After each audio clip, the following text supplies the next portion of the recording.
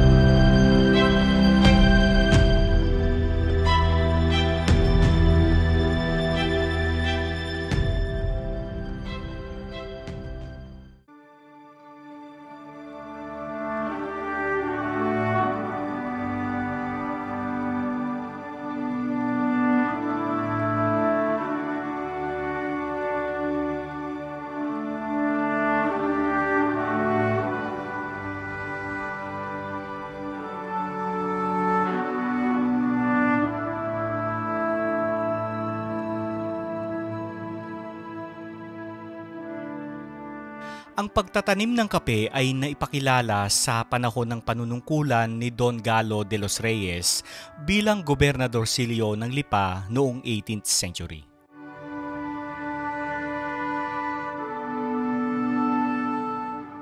Isang Augustinian missionary ang nagdala ng mga buto ng Liberica species na nagmula pa sa bansang Mexico.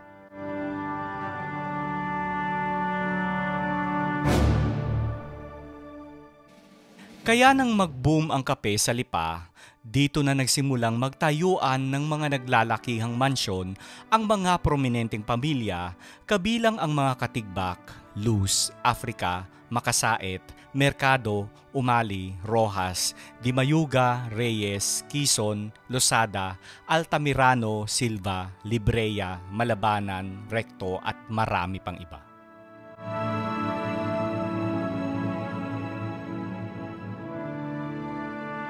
Ang patriarka ng Angka ng Luz na si Don Jose de San Miguel Luz y Insyong na dating gobernadorcillo ng Lipa noong 1844 at 1854 na tinawag na Kapitan Ute, nagpatayo ng engranding mansyon na bato na para sa bunsong anak na si Maria Luz y Metra na ikinasal kay Leon Mayo Libreya. Alam nyo ba na halos inabot ng 10 taon ang pagtatayo ng bahay dahil sa tagal ng panahon ng pagpapatuyo ng tabla, paglalagari ng mga kahoy at pagdadala nito mula sa Mindoro hanggang dito sa Lipa. Ang mga poste ay mulabe, ang sahig ay nara, kahoy naman ng santol ang kisame at partisyon. Dahil sa wala pang simento noon, ang mga dingding at haligi ay gawa sa adobe, lime at buhangin. Kaya noong November 1881, ang bahay ay natapos na may Babylonian architectural design.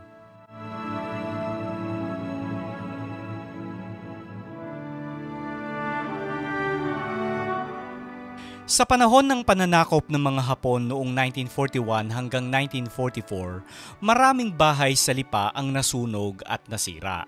Halos 5 bahay lang ang nakaligtas sa pambubomba kasama ang Casa de Segunda at Luz Libreya Bautista.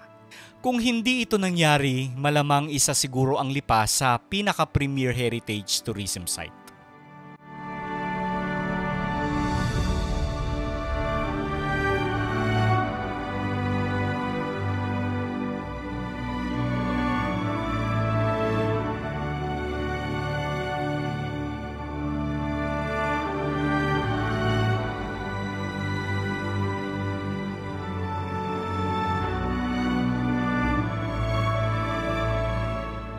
Si Josefa Libreya y Luz de Bautista, ang bunsong anak ni Maria Luz at Leon Libreya, ipinamana ang bahay. At hanggang ngayon ay pinapanatili pa rin ang bahay ng mga naiwang pamilya ng Luz Libreya family.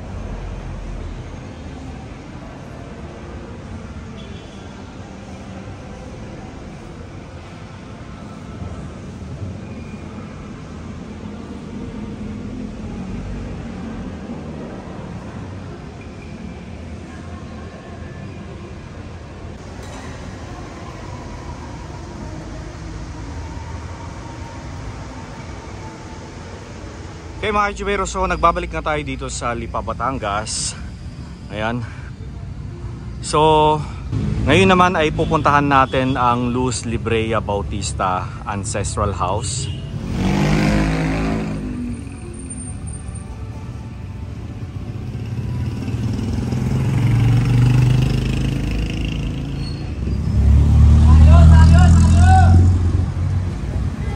Okay, nandito tayo mismo sa P. Torres Street.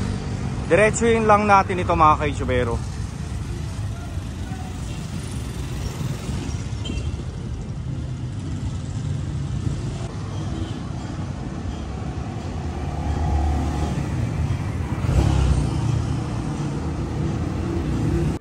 Okay, so ulitin lang natin habang naglalakad tayo.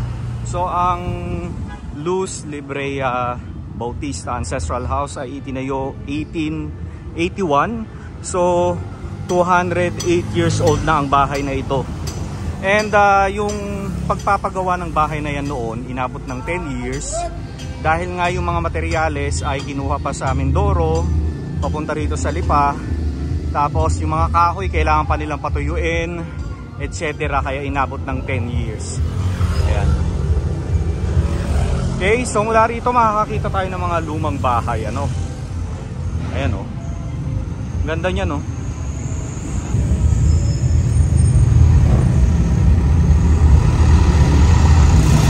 Okay, yan. Tapos meron pa rito sa kaliwa natin.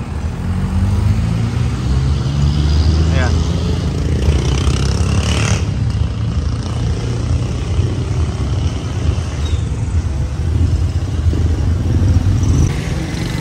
Okay, so dyan tayo galing. Diretso lang tayo dito.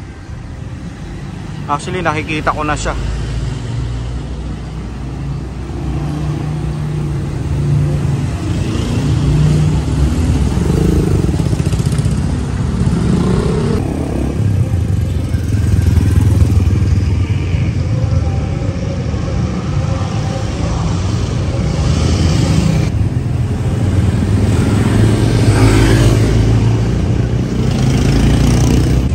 Ito na siya mga ka-YouTubero. Nasa harapan natin.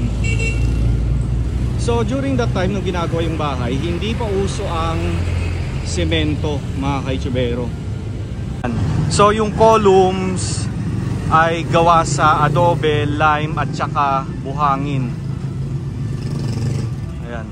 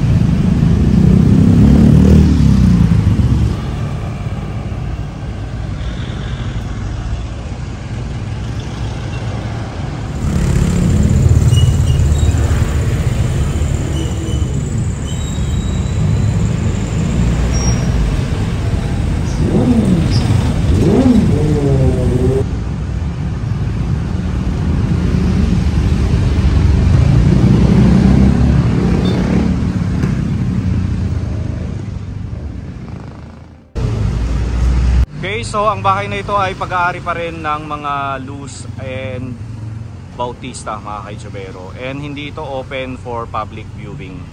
Ayan.